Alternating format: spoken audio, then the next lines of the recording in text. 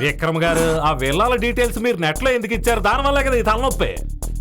మామూలు ప్రజలు నివసించే చోట విల్లాలు కట్టడానికి నీకు ఎవరు అధికారం ఇచ్చారు?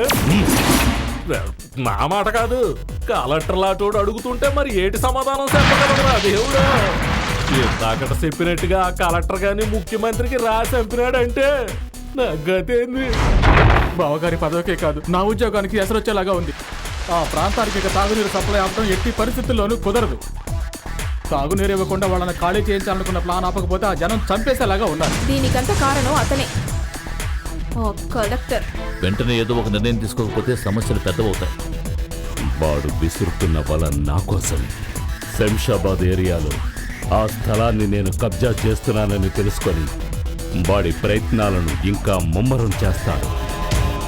అలా జరగడానికి వీల్లేదు. వాడు చేసే ప్రయత్నాలను మనం అడ్డుకొని తీరాలి. బాబు మటర్ కానీ చేసేస్తారేంటి?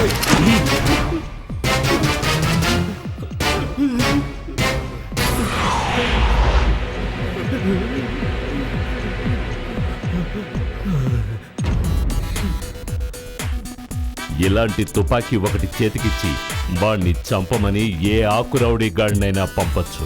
తాటాకు చప్పుళ్లకు భయపడే కుందేల్లా నేను వాడి బెదిరింపులకు భయపడి ఊరుకోవడం లేదు. దేనికైనా సమయం రావాలి. వాడిని తెలివితేటలతో కొడతాను. ఆట మొదలు పెడతాను. అది ఆట మొదలెడతామండి. చూస్తూ ఉండండి. ఇదిగో లాయరు, చెప్పింది రేపు ఏర్పాటు చేయి. ఓకే. నిన్న రాత్రి నేను క్లబ్కు వెళ్ళినప్పుడు లాయర్ గారు ఫోన్ చేశారు. ఆయన చెప్పిన తర్వాత వెంటనే చంద్రను పిలిపించి రాజా గారికి విషయం మొత్తం చెప్పాను. లాయర్ గారు చెప్పిన విషయం ఎంత చెప్పినా గానీ గజపతి రాజా గారు కన్విన్స్ అవడం లేదు. అవును రాజా గారు, వేరే ఏమీ లేదు. గజపతి బిల్డర్స్ పేరున కంపెనీని నడుపుతున్నాం కదా. ప్రభాకరన్ చెప్పినట్టుగా బిజినెస్ మీద ఇంత పెద్ద అమౌంట్ ఇన్వెస్ట్ చేసే ఉద్దేశం ప్రస్తుతానికి నాకు లేదు.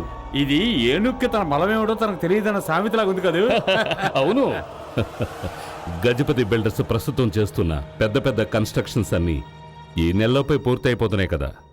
అవైపోతే గజపతి బిల్డర్స్ స్థానం న్యూ ఇండియా బిల్డర్స్ కంటే పైనే ఉంటుంది. రాజా వారి కెపాసిటీ గురించి, వ్యాపార దక్షత గురించి మిగతా వాళ్ళందరికంటే నాకే బాగా తెలుసు. అందుకే ఈ డీల్లో మీతో పార్ట్నర్షిప్ కలవాలని నేను నిర్ణయించుకున్నాను.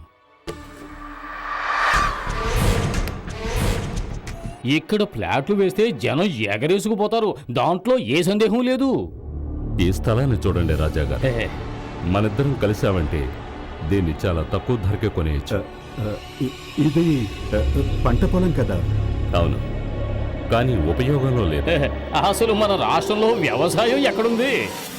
ఫస్ట్ ఇన్వెస్ట్మెంట్ 200 కోట్లు. అందులో నావి 100 కోట్లు, రాజావారివి 100 కోట్లు. Equal share, equal profit. Okay. మనం కొనకపోయినా ఆ రెడ్డో యాదవో కొనేస్తాడు.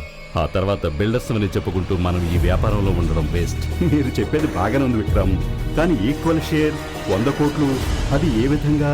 రాజాగారు తలుచుకుంటే అదంతా కాదు. అవును బావగారు, మీరేమీ ఆలోచించనక్కర్లేదు. లేదు, ఆలోచించాలి, బాగా ఆలోచించాలి. ఆలోచించి తర్వాత చెప్తాను. బావగారు,